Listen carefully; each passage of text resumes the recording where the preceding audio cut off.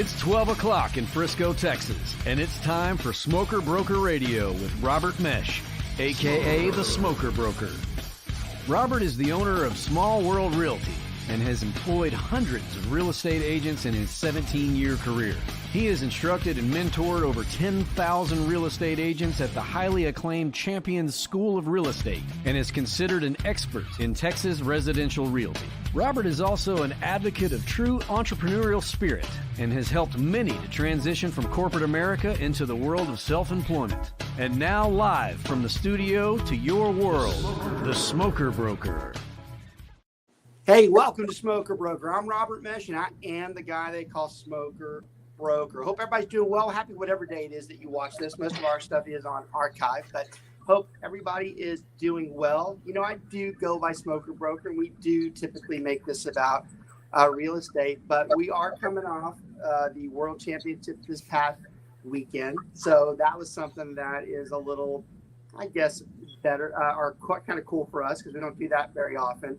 And it does kind of embrace the name while we do real estate and have a little bit of barbecue on the side. Certainly not my true profession, but had a blast out there in Kansas City with the guys at the American Royal. That is considered to be the primo barbecue competition in the world. So a little bit of personal stuff as we start off the show there. That was great. I was telling the guys just a minute ago that we, finished in the middle of the pack, but we did have a 17th place finish in sausage, and with that amount of people and a lot of the world's best, that was something really encouraging for us. So we were super excited about that. Love going through right now in the real estate world, probably the craziest real estate market that we've seen in quite some time, but in a good way, not the weird, crazy way that we typically look at stuff. We know we're usually more bothered or concerned with what's going on or what's happening, and you still have a lot of that right now. You still have a lot of the somewhat negativity or worries about what's going on. But in all honesty, things are going very well right now. We are heading in the direction that we want to, and it's a lot more positive than most people would believe. We're coming off of a COVID pandemic that's finally, they say the pandemic's done, which is, it is. It's there. It's, it's out there now, but it's anything like normal pieces for us. So that's out of our way. We embrace a market that went skyrocketed through the roof, where we had hundreds of offers and multiple offers and, people making tons of money. And on the positive side, but on the negative side, we have buyers that can't even, get a house. And these are people that make $200,000 a year. So, you have the American dream threatened in the same euphoria. And that's wild when that happens. Well, thankfully, a market coming down is actually helping that. The market coming down is actually balancing it out. And for when people start referring to the market struggling or not being as good, I usually snap back pretty quick and go, hey, and you're welcome, because it's good that it's going down, and it needs to, for us to get back to doing what we normally do. So, the message has been to everybody that we've been talking to for the last few months that they're very fortunate to be in real estate. A lot of the people that watch our show are in the state of Texas, and there's no doubt that we're fortunate to be in Texas because it is one of the most stable real estate markets in the country. It is highly relocatable for corporations, and we just don't see any gray skies for us. We're going to be talking about financing today and lending. And I got two of my good friends in the lending business that are going to talk to us about some of this stuff. Now, their conversations will be a little geared towards, well, it is a little tougher for them because, their refis might be coming down, and their business is not as high as it normally is, but they're still going to tell you that there's a healthy lifeline out there, and there's nothing that's going to change that for us for a long time to come. So the message is positivity, and I don't see it changing for any of us. In fact, I've told a lot of our crew that those who have been just come into the industry the last 4 or 5 years, they don't even know what a normal Saturday is. A normal Saturday should be taking a buyer, showing them 10 to 12 houses, actually writing a contract later that day and moving into the process and getting paid 30 days later. That's actually normal. That's not what we've been seeing the last 2 years, where someone says, hey, you need to be here at 6:43 and there's going to be 30 offers and you need to get yours in before 7. That's not normal. It's not normal to for someone like Richa to, have to go put a bid on a $900,000 house and she has to go to 1.2 to have a chance. Those are not normal things. And even though we thrive financially, this is living proof that money isn't everything. Sometimes financially is not the best move for us as far as stability in our lives. I can tell you right now, personally, whatever I made in the last 2 or 3 years, I'd give a good chunk of it back if it would have returned some type of stability. Okay. So we're going to be talking about the current market as it stands. We're going to be talking about where it's going, but we're going to be talking about it from the financing side and the lending side of it, because these are the guys that are really the front line that bring you in and say, hey, look, this is where you're at. This is what you're looking at. But we're going to have conversations about what does change if the interest rate goes from, 6% to 8%. Where is the changes go? Because the bottom line is this: the housing market it pauses, but it damn well doesn't stop completely because of the interest rate. Interest rates will never stop someone relocating from Atlanta, someone dying, someone becoming an empty nester. Those things don't change. Someone being promoted, those things always happen and always will, which means they'll always need a house. The only thing that typically changes when people buy houses is they might buy a smaller one than they wanted. Okay. So we're going to talk about all that. Want to introduce everybody I have off there onto my side. I got Mr. Phil Goff, really good friend of mine.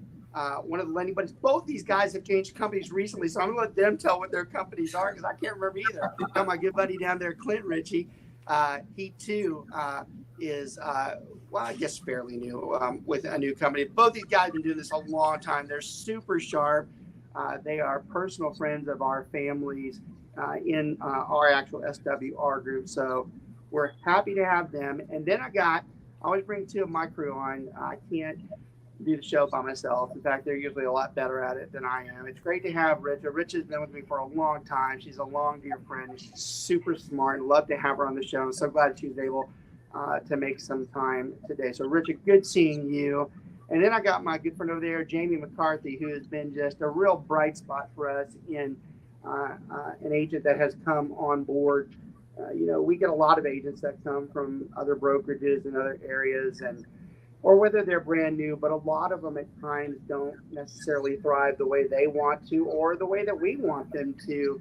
And Jaimie is about as pleasant of I was going to say a surprise, but it's not, that we could have, because those are the types of agents that you hope to bring on and, grow with, because she instantly brings business on. She's capable of getting business any day, and she's committed to it. And she's probably what they refer to as the 20% does 80% of the work out there. So Jaimie, it's great to have you. We love having you on the team. You already know that too. So we're going to have you chime in on a few things from the agent perspective, along with Richa, as we go through.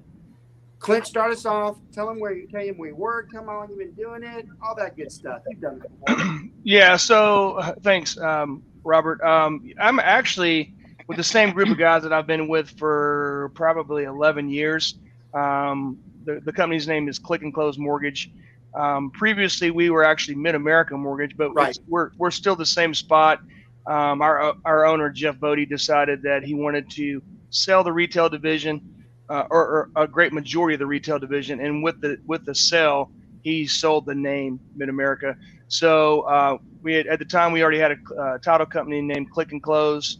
And so he just kind of rebranded it, but it's all the same spot, same people, same products, same pricing, everything. And we're located in Addison, right there off of Arapahoe and Spectrum. So I personally have been in the business since 1998.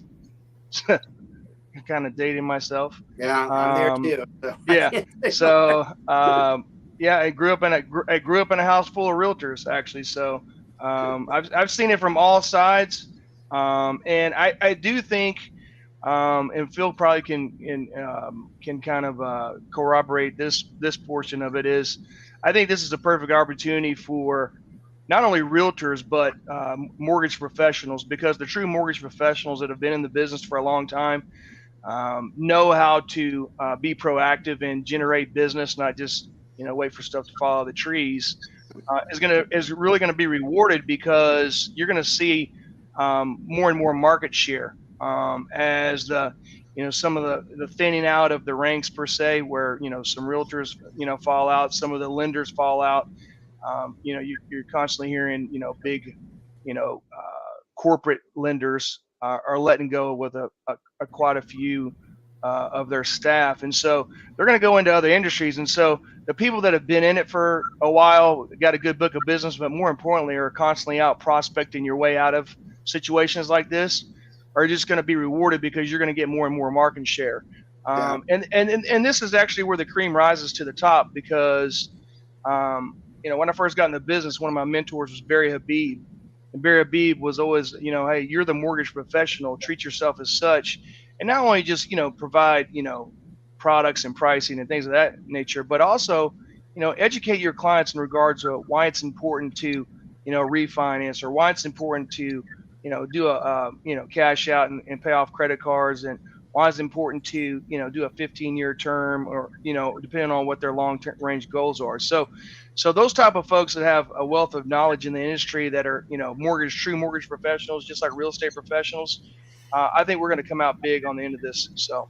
Yeah, I love it, Clint. That's a great intro. And, yeah, you said a couple of things that we're going to talk about today, because one of the advantages of a market that thins out a bit is that the better ones do tend to make it through, and lenders especially, you guys, y'all don't, the times that y'all have been in it, that's not, most of them usually are a year or so and they're gone, or they never even got started. So I think it a lot of times reinvents that particular person and restabilizes that they should have been there in the first place. So I think that's great. I got my buddy over here, Phil. He comes from a real estate family too. And, it's funny, the guys that come from real estate families, in my experience in 22 or 23 years or whatever, and it's not just because they come from real estate families, but they tend to be the stronger folks that we deal with. You can say it's inherited or what, but I personally think, especially with these two guys' dads, I think it's that you just hear them so much that it's just hard for you not to gain some of the back end knowledge of it. So we love having partners like that. Phil, tell them who you are, tell them where you've been, what you've been doing, all that good stuff. Awesome. Well, unfortunately, I am turning into my father, but that's a separate. Maybe that's a different podcast. I mean, I don't know. I like that. That's okay. My jokes are progressively getting worse. But so my name's Phil Goff. Unlike Clint, I'm newer to the industry than Clint. Clint's been around. Clint's been around a long time. Well, it sounds like forever. No offense, Clint. Yeah. Right? Yeah. He probably should take that as a compliment. Yeah. Right. I'm with the Home Loan Experts, and it's a company that really drew me in just because of the processes they have.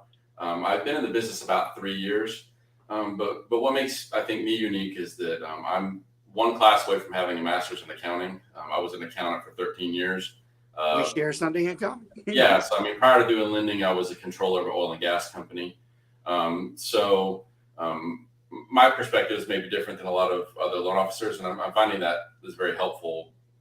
Not always for me in business wise, but it's very helpful for realtors and that's part of the thing that I too had the same job, and I always thought that people responded well, that I wasn't in your face sales gimmicky, but I did have a good business background, and I was very nonchalant and backed off, and yeah. I thought it'd help. And me personally knowing you, I know that's how you are too, so I think there's a lot of truth to that, and I think some people respond to that type of mentality. And I think 3 years, first of all, that is a long time, because a lot of the guys don't make it that long. And I think a lot of people, my guess would be super comfortable that you have that type of background in what you're doing. So I think it's a good thing. I think it's a massive plus.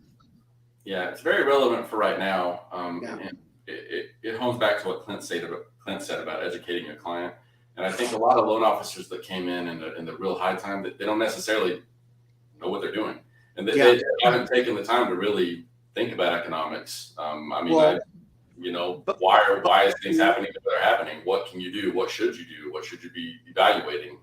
That's and both of you, that's where y'all have we all have a lot of strengths, but both of y'all have that same strength of identifying, being able to train and show somebody the way. Even though y'all have different years of experience, y'all both are very good at saying, well, hey, look, this is the situation, and both of you are not, you certainly have the good intention of that person on the other side of it, whereas a lot of lenders sometimes do not. So that's something that y'all share in common as well. So I love having both you guys introduce yourselves because we're going to enjoy the next 30 or so minutes of talking with y'all.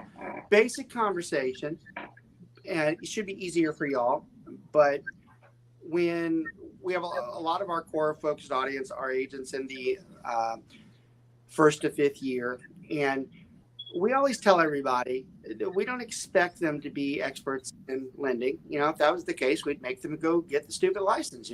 We don't expect that, but they do have to have a general knowledge of what those three primary third-party financing loans that we use are, because it matters when we draft a contract, and it matters when we analyze a contract, what those financing pieces have on it. So there's three major theaters we look at. Of course, we look at the government back, the FHA and the VA. And of course, I love the definition of conventional. It's everything that's not FHA or VA.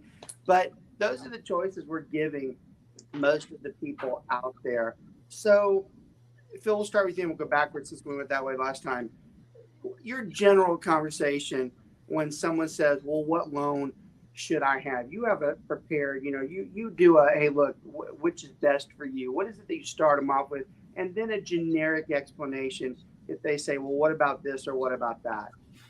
It's hard in lending because so much depends on each person's personal, where they're at with their credit, where they're at with how much money they make. So much is leading up to what do you do for a living? Have you already owned a house? There's just a lot to it. Generally, the way I look at it with FHA and conventional is much by credit score. What are your options? If you're 660, 680 credit score and above, hey, you're doing great. You've made really good life choices. Conventional is on your plate. I mean, whether you can do it or not, it costs more upfront, but in the long run, you don't have to deal with mortgage insurance for the whole loan. So I love it. That's one of the things I want to talk about too. Glad you brought that up. I want to talk about that in a little bit. So, conventional is probably usually the best boat. It's the boat I would choose to be in if I had the option. But for people that maybe it's their first time buying, they don't have any equity to roll into a new home. It's hard to save up the down payments, or they just have lower credit. FHA is generally the best place to go, kind of as a starter home. A lot of people go FHA to start, and then they roll that equity. And that's going to be a big word of the day, equity, because how much is your house worth over what your interest rate is. Right. They'll use that to roll in and get a conventional later on and decrease their payments because they don't have to deal with the insurance. VA is a different boat, honestly. So VA and FHA are both government loans. And I should clarify, and I didn't even ask you guys, a lot of y'all don't even specialize, y'all don't even do it. So I want to make sure if you don't, just say just like that, go, well, it is a different, even if you guys do it, it is still a different animal one way or the other, right? Well, I love VA loans. And I think they're the best. I mean, it's a great option for people. Very helpful. I'm really glad the government does it. But it's not everyone, Yeah, it's interesting. I'm going to let Clint talk about this in a minute too, but I'll throw my 2 cents in. The VA program itself was so noble in its intention. So a lot of people, if you don't realize why they created the VA program, the VA program was initially created because, we had people coming in that had either served the country or actually fought in foreign wars, and they were behind. They didn't have the savings that most people have because they were fighting. They were obviously had a very low-paying job for what they were doing, and it was hard for them to come back in. Well, the federal government found that to be pretty distasteful, that someone had put their life on the line, no matter where they were or what they did. They weren't able, to be equal with everybody else because they had to delay. So they tried to make things easier on them. And one of the things they did was they went in, they guaranteed a part of that note. They went in there and said, hey, look, we're going to guarantee 25% of this note. And you guys correct me if I'm wrong. I'm just going off the generic, but we're going to guarantee 25% of that note. And the thought process behind that was, well, if to someone like Bank of America or Wells Fargo, if they're going to guarantee 25%, even if that defaults, we should be able to be made whole if we have to sell this house back off with the 25% guarantee. So why should we not lend to this person? It basically encouraged every bank that, hey, it's a veteran of the country, they should be given money. So that was a great part of the program. Of course, the 25% put someone over a 20% equity stake, so they didn't have to have insurance. Although we'll talk about the funding. I'd like to hear y'all's opinion of does the funding fee or whatever equal the amount they save on the insurance premium? And then what a lot of people refer to as the best benefit, even though the best benefit is the guarantee and the lack of the insurance premium, they're one of the few loans that can go a 0% down, even though there are plenty of products out there conventional wise. They're all exceptions. This is the only one that said, hey, look, y'all don't have to have a lot of cash to be able to do that. So the program was noble in its inception. Now, the hardest part, especially in the last couple of years, is to see the veterans having to put those loans up and go up against multi-cash offers. And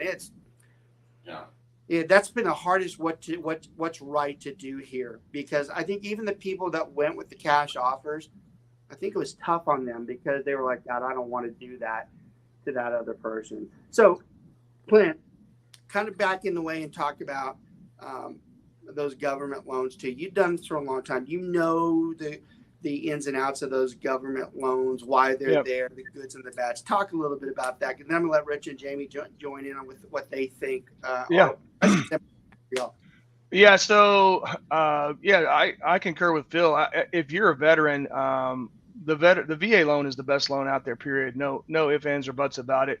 The only caveat obviously is if you don't have a partial disability, you got to pay the funding fee.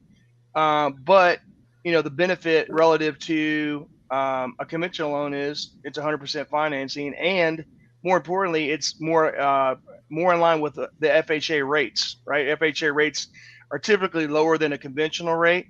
Now, obviously, the caveat to FHA is you have upfront mortgage insurance, but most importantly, you have monthly mortgage insurance. And unless you put 10% down, they've now I guess it was 2.5 years ago, 3 years ago, they said if you put less than 10% down, that you have mortgage insurance for the life of the loan.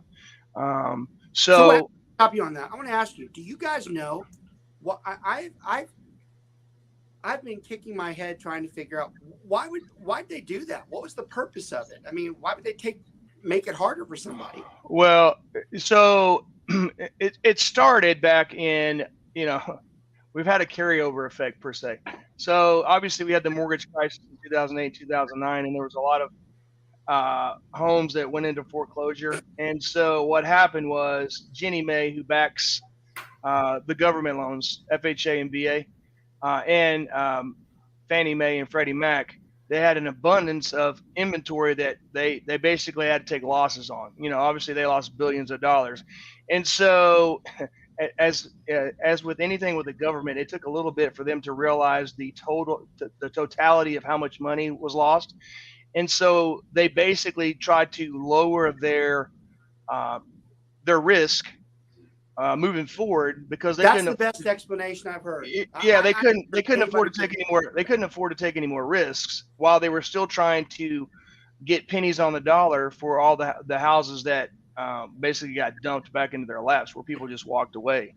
And so just with anything, it's a process of as we know, the government doesn't move fast, really. And so they've tried to mitigate their risk as much as possible.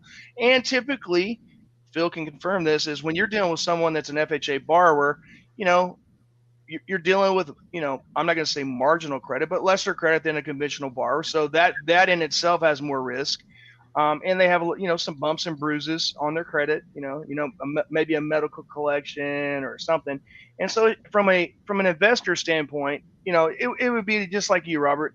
If you were going to lend me money and my credit score was 620 and I had some bumps and bruises on my credit report, but you were going to give me $300,000 to buy a house relative to Phil, who had a 700 credit score and perfect payment history, you're going to feel a lot more comfortable lending to Phil than you are to me, regardless of how good my story is.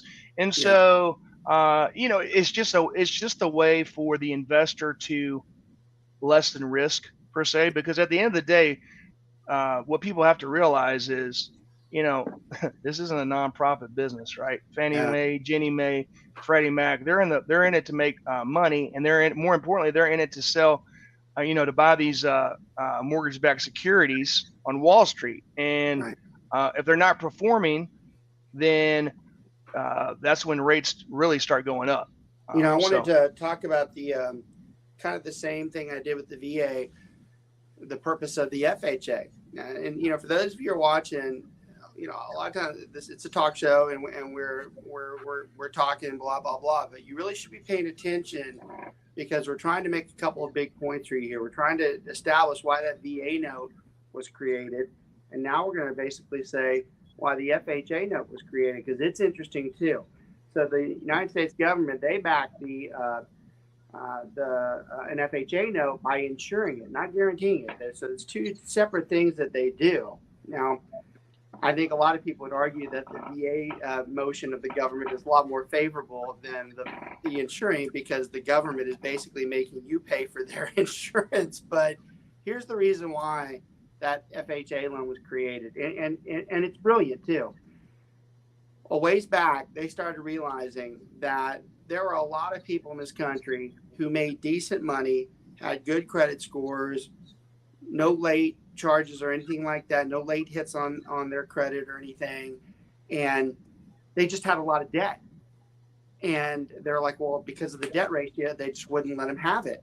Well, I don't think it takes an expert that majority of this country has a high level of debt. A high debt ratio is probably not uncommon for the average American. And they realized this years ago, and they're like, hey, look, it has always been the American dream for someone who works hard, that's doing what they're supposed to do, to be able to own a house. Clearly, these people who have debt for whatever reason, some of it's justified, why can't they own one? So what they did was they made that debt ratio more flexible on that FHA note, to where it said, hey, look, if you're in that situation, you should still be able to buy a home. And that is why the FHA is a very popular option for so many people out there, because they do have good credit and good jobs, but their debt's excessively high. But if they've proven over time that they pay it, and they pay it on time, then why should they not be able to own a home? That was something that was significant. And just like the VA,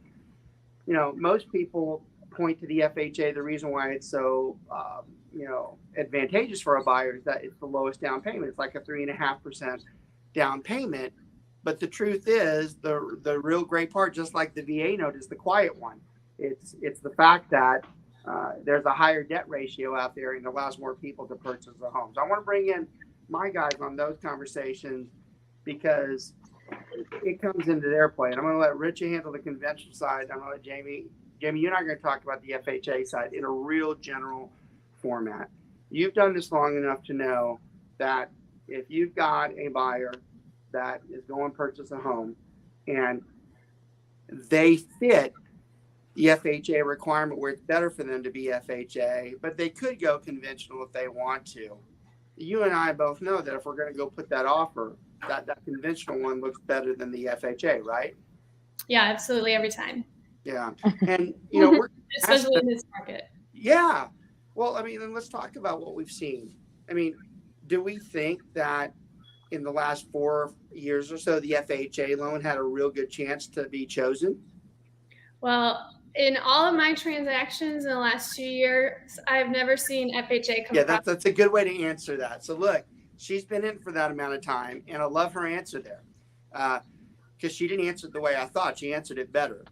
She basically just went right over the shot of, no, she just said, well, I've been doing it this time and I hadn't even seen it yet. So that's even more dramatic, because that's a true statement. A lot of those loans didn't go that way because they just didn't have the chance. Well, even the conventional notes sometimes didn't have a chance because of the market that we had in place. So I love that comment in there.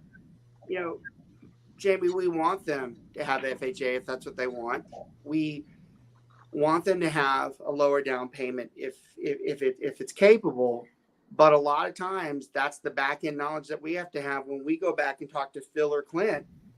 They might have suggested it, but someone like you sometimes has to go and go, hey, look, you know, Phil, that's probably not going to work. I go, we're probably going to have to fix that, you know, and make it more attractive, because they're not going to get that offer. We see that every once in a while, don't we?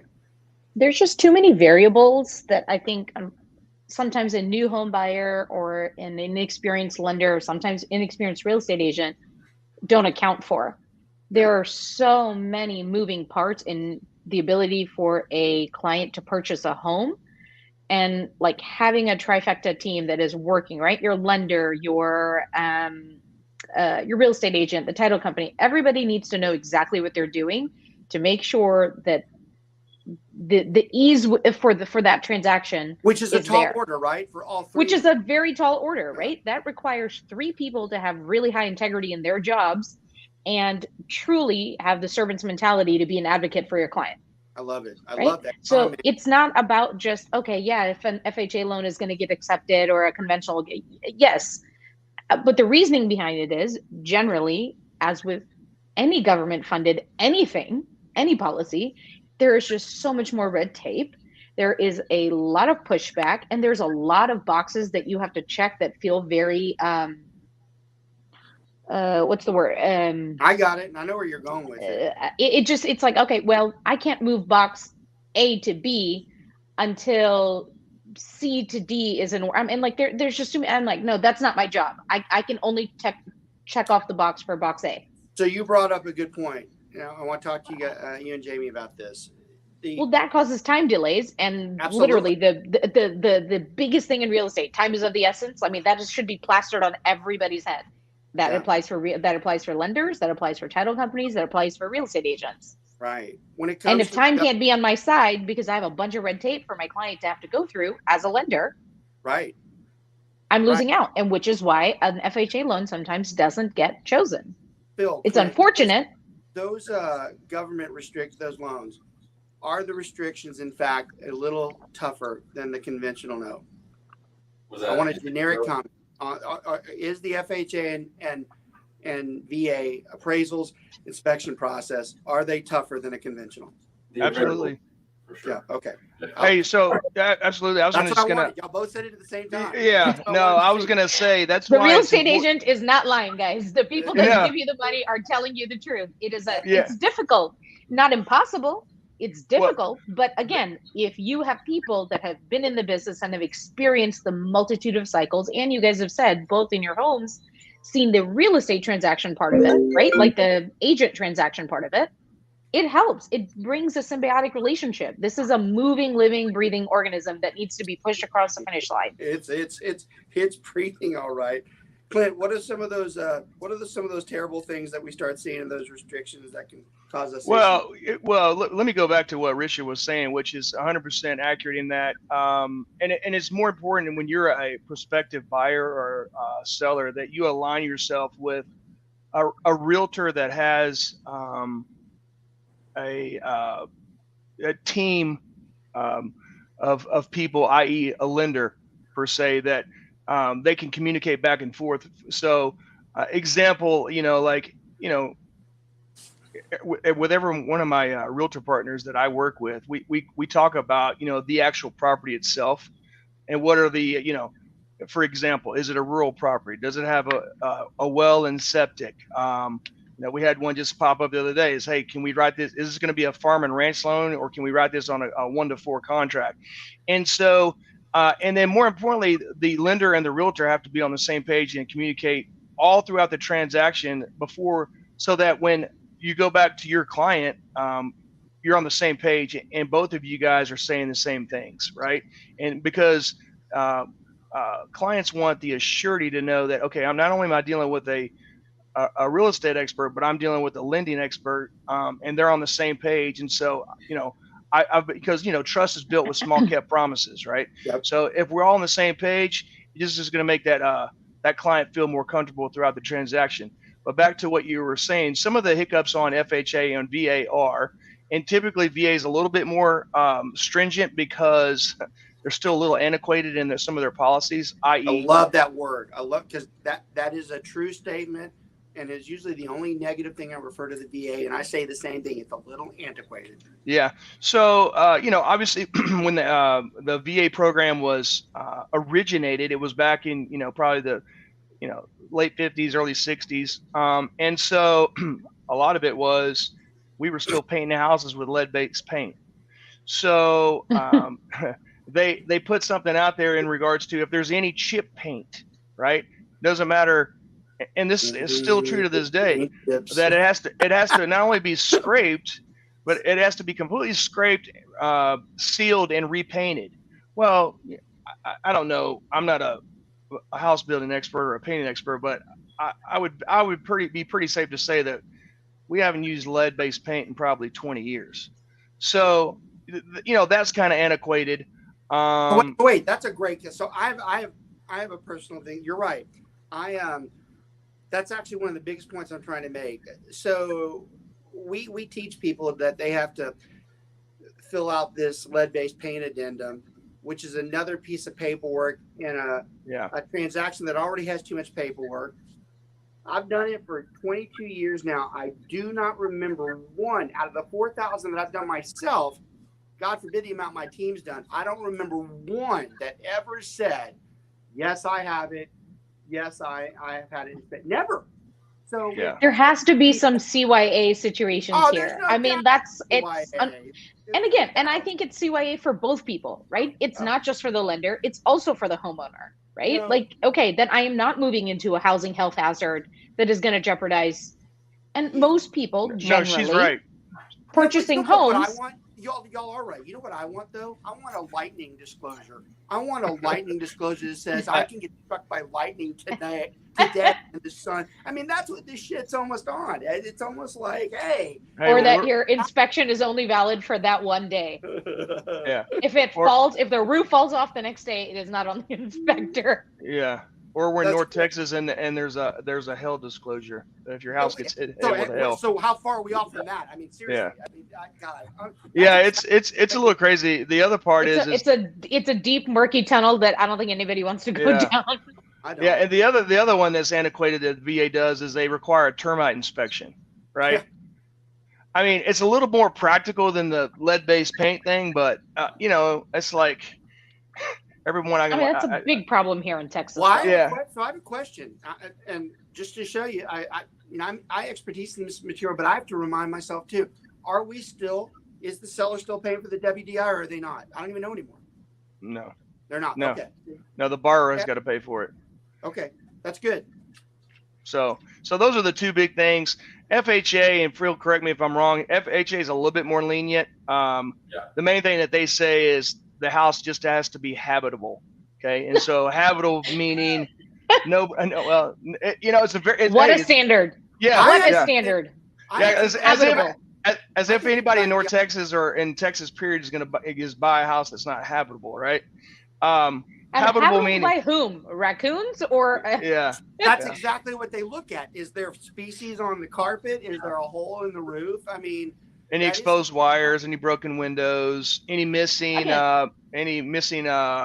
roof tiles, or stuff like that. So that broken window stuff is ridiculous. Those are legitimate line items to make sure. Exposed wire. I mean, first of all, conventional cash, whatever. You shouldn't be purchasing a home with exposed wire, period, right?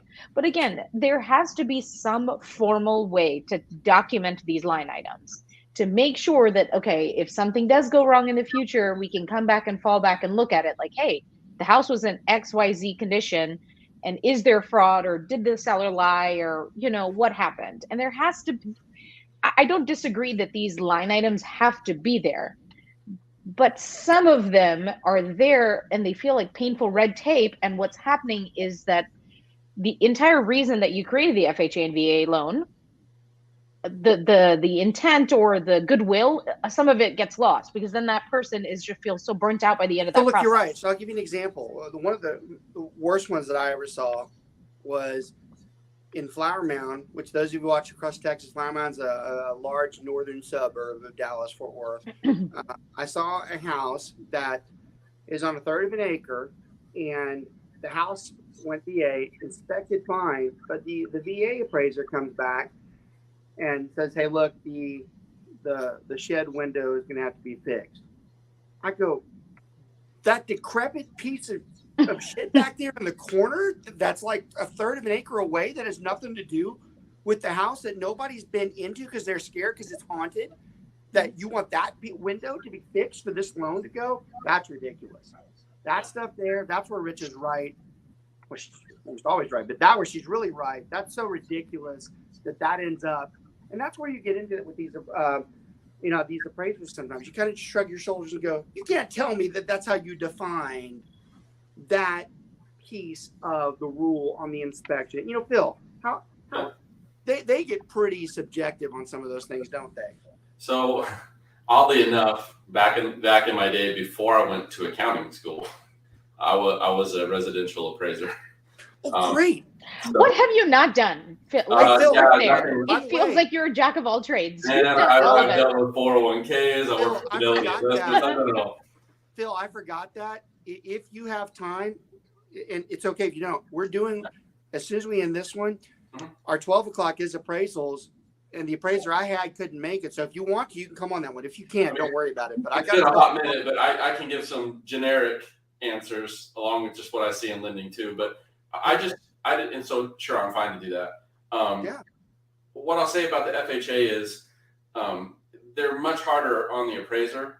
They have a rule set. So to me, when I was an appraiser, I felt like it was really needless. You actually have to go get FHA licensed, right? For me, it doesn't have anything to do with the value of the home, but they do make you do things like turn the water on and off and check to see the heater, the hot water is running, like flush all the toilets. You have to get in the attic. You have to crawl underneath the crawl space. Things I had no interest in doing if I didn't have to. Jaimie, that's like a good job for you. Yeah, there you go. Just go look and see if there's any snakes under there, Yeah, but it's not a bad thing, I mean, I know I'm not trying to not poo-poo on FHA or do it either way. I think in general, it's not a bad program, but I think when you are up against conventional buyers, the seller should know that the appraisal of the FHA unit can come back in a different way than the appraisal for. No. And Phil, you said it perfect. Oh, we got Clint back here. You said it perfect. That's exactly my thought process. I don't want anybody who wants to go FHA or VA to feel like that's not the route we want them to go. I want them to go there, but you're right. If I'm on the selling side of it, the listing side of it, I am going to tell, and I still do to this day, I do tell my seller, hey, look, it's rare, but they could find something on that inspection process that's going to be after we've already agreed to repairs. And you're not going to have a choice.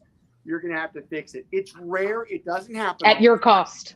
Yeah, at your cost, right. And there's nothing you can do about it. You either don't do it and this thing fails, and it's after we already went through it. But it is rare. It doesn't happen, but it is a reality. I mean, we'd be lying to them if we didn't say that. Jaimie, have you dealt? You already answered that. You haven't seen any of those government loans where that's become a problem. Which go ahead. Well, I've done a couple of the VA the VA loans, but not FHA. And it was minor stuff on inspection, having to do with termites and fencing, touching the building, and like real small stuff like that. It was never anything major. Yeah, Jaimie, I love your statement, your first statement, because it's a bigger point than you think. We have an industry filled with real estate agents who really have, their focus is on conventional because that's what we see over the last 4 or 5 years, and that's the expertise that's out there. These are very few homes that you can afford otherwise, and they're not in the areas where the majority of the population of the DFW is living in. Conversation. You've been those unfortunately those people have been priced out. Hey, Phil, Clint. It's like a double-edged sword. It's like a domino effect that just keeps going. And eventually the average home buyer cannot purchase their home that they were going to be able to buy. Bill, Clint, do you guys worry about that sometimes? Because she's right. I do worry, do we move to where this becomes to where the average American cannot purchase a home? Do you ever think we get to that point? Yes, in Texas. So this is an economic question, right? I mean, it It can go a lot of different ways. It can go. There's no right answer here right now. Macroeconomics, our area is a growing area because one, people feel safe. They're moving away from areas like Chicago, like New York, places where they feel they're going to. Companies are moving away from these areas where they don't feel safe for their employees. Guess where they're coming? Coming here. We have a housing shortage, which the government has not at all shown any interest in helping fix. They still have problems with people buying land and how they divide out that land and getting zoning and builders having the ability to build. We have a problem with builders finding workers. We have a problem with builders finding supplies. So, all this interest and everything that's a problem that's or not interest, the inflation is causing a problem with our interest rates. That's just one facet. We have a massive shortage of housing. And that to me is the biggest problem. Because what's going to happen that's a great response. Anybody's watching today, especially, we bring Jaimie and Richa on because they're higher profile agents and we want their clients to see that they're involved in a lot of the stuff that we do. But everybody else that's watching, the general information that both Clint and Phil have given, super right on the money with what we globally could be looking at in a few years. Phil, I love that response because what also is incorporated into that is you have people that are moving from those cities that are typically used to having a high dollar home, and they come here and they buy up the higher dollar homes, and there's not as many out there. And it does make you wonder whether at some point we get to where we're having an issue. One thing, and this is good, hopefully you and Clint love this because I've been pressing it for the longest time. My investors don't like it, and I always hesitate whether I say it because we do represent a lot of investors.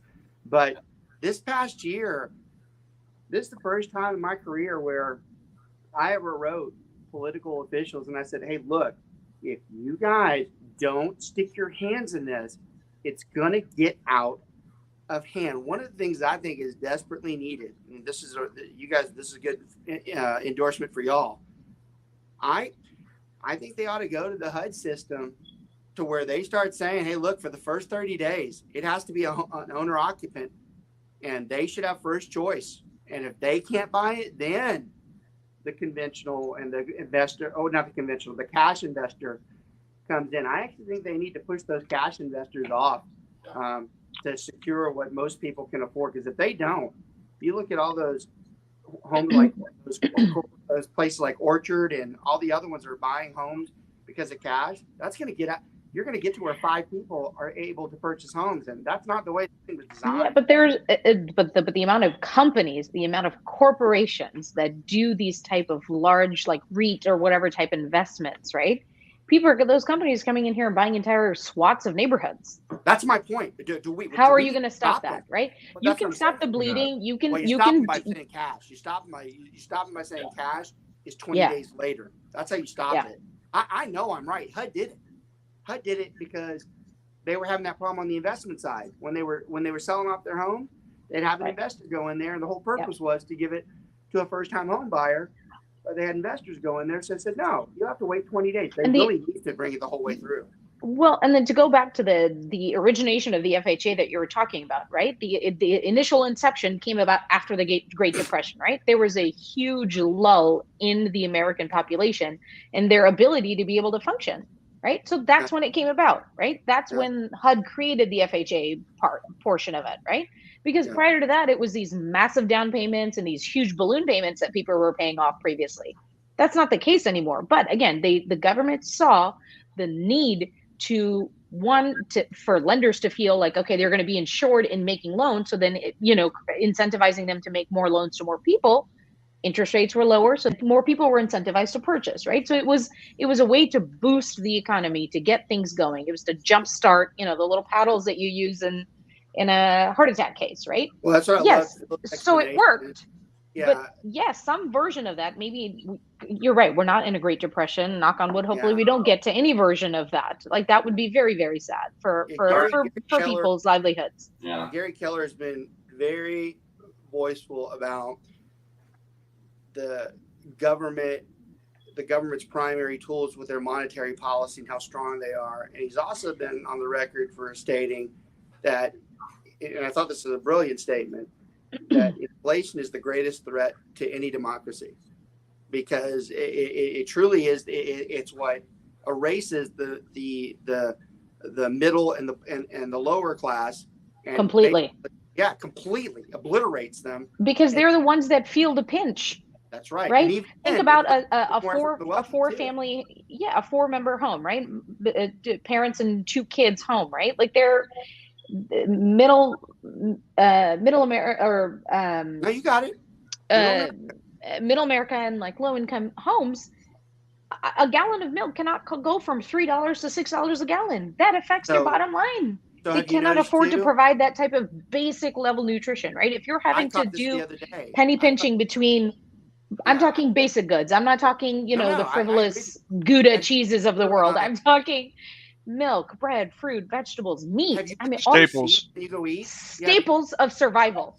Home have and you looked food. at your receipts when you go out recently? Have you They're noticed outrageous. weird ass charges on them?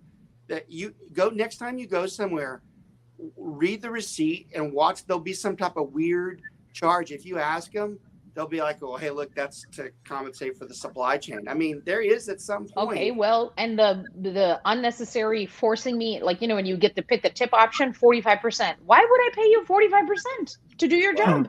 I mean, it's not the right place. It's funny. What I love about our but they show, need it. We always do it live, and we never have it scripted, and it goes a lot of different ways. I didn't think it would end this way, but I loved it. I love the way you guys came to a bigger issue, but it also supports the lending side of it, that we do need to adjust this to get people to where they are encouraged to borrow money and they're able to get it if they need it, if they meet the qualifications that they have good credit and that they have a good job. And I believe it needs to be there. Jaimie still and Richa too. Richa, and I say this many times, Richa practices the way she wants to, and she picks the houses a lot of times that she's doing. And she might not do as much of a range of mid houses to high dollar houses. Jaimie does all of them. Jaimie, we want those clients to be able to choose what they want and be able to actively go into it. And I think one thing you're going to really enjoy, and Richa has seen this already, but the next few years, you really should start seeing it easier for your buyers. I think it's going to be, they're going to have more of a choice. The higher it has to be. This is not sustainable. This is not a sustainable model, right? In any way. Well, it's not. Can I make just an overall point? Okay, so what Rich is saying, right? So we have a problem with inflation. It doesn't seem to be going away. One way they're dealing with it is raising the interest rates to eliminate buyers that maybe they feel aren't ready for the market or shouldn't be. They're trying to bring the value of our dollar back, trying to help fix supply chain. Good luck. Right. Well, if their way of doing this, which it is to slow down building, well, that's just going to drive prices higher. So what's going to happen is you're going to have higher interest rates, which you're seeing, and you're going to see higher sales prices on homes. And Rich, I would not expect that to end anytime soon. So you're right. If you can buy a house right now, even though it's high, you must do it in our area because sales prices are just going to get higher. They slowed down because they went up 41% in 1 year. So there was a natural slowdown, maybe even a drop. They're going to continue to go up. Yeah, but at this rate, your children 20 years from now, 30 years from now, will not be able to purchase a home. No, you're right. You can refinance a house in 3 years and change your interest rate, but you will not be able to buy that house in 3 years. It'll be $100,000 more than you wouldn't. You wouldn't. And again, it's not like people's incomes are incrementally adjusting to the housing inflation or the cost of goods inflation. That doesn't happen. It's a multi-factored big problem that they don't. It is. It's a very big, messy web of a problem, and it does not have one solution. But all of them have to be acknowledged and looked at when a client is coming into the market, going back to the very beginning, to setting foot into the industry, right? Setting foot into this, dipping their toe into the process of purchasing a home. It is not it's not just, I have the money, I have XYZ down payment, and my lender said I could afford this. Okay, Yeah. sure. But there's so many other things like that are going to be dictating where you live. Like if you have children, drive time to school, your work, right? If you're driving 50, 60 miles to work versus 30 miles to work, 20 miles to work, that gas, that cost, that adds up. You So have that's to a be able to reality have too. that We've got perspective. people that are an hour and a half out there are driving in because of COVID conditions. They cannot afford it otherwise. Yeah, that's and it's not just the influx of high income or high dollar sales price people, right? I think people from LA, New York, California are getting a bad rap. People in Texas through COVID have realized they're not willing to make compromises on their home anymore. Like I have lived without a pool, or I've lived with a small pantry, I've lived with a small kitchen, or I've lived with a lack of second bedroom or third bedroom that I can use as a flex space. And people, even Texas, regular Texans are being like, no, I will not. And if there isn't enough supply and enough demand, then I can't believe. I wish we had another 3 hours. This has been one of the best financial conversations, and I do a lot of these, and I'm on a lot of these.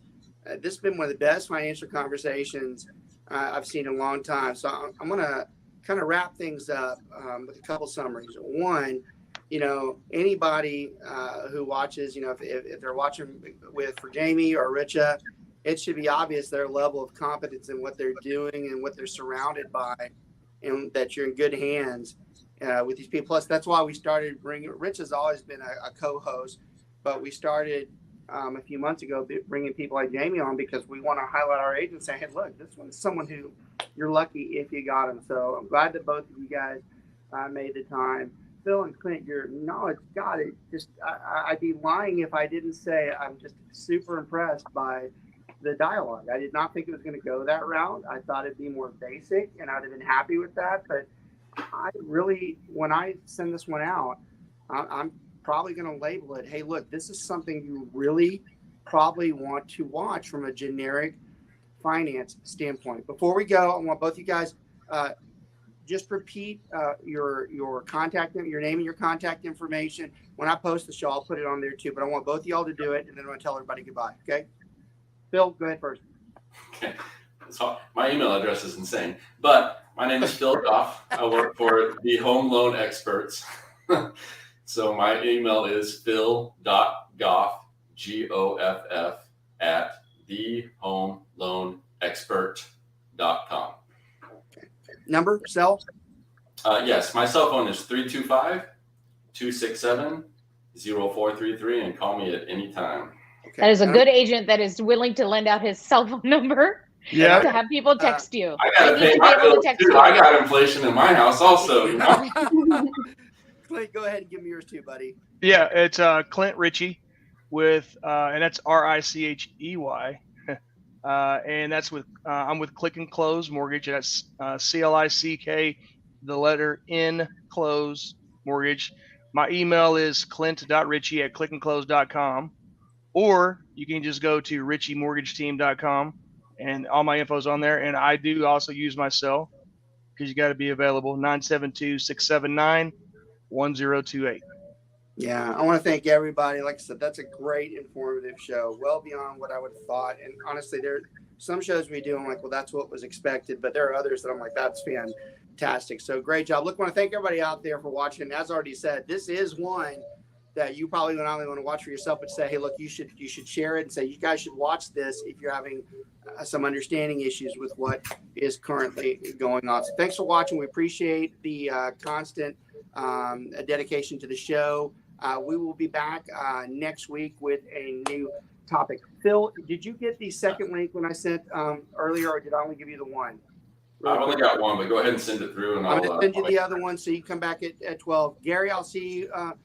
Clint, I'll see you a little bit later. Rich, are you coming back on? And Jaimie, you got to get going. Jaimie, you're late. You need to go. I'll see you. You're on already. Bye. Okay. We'll see everybody. Take care. Have a good one.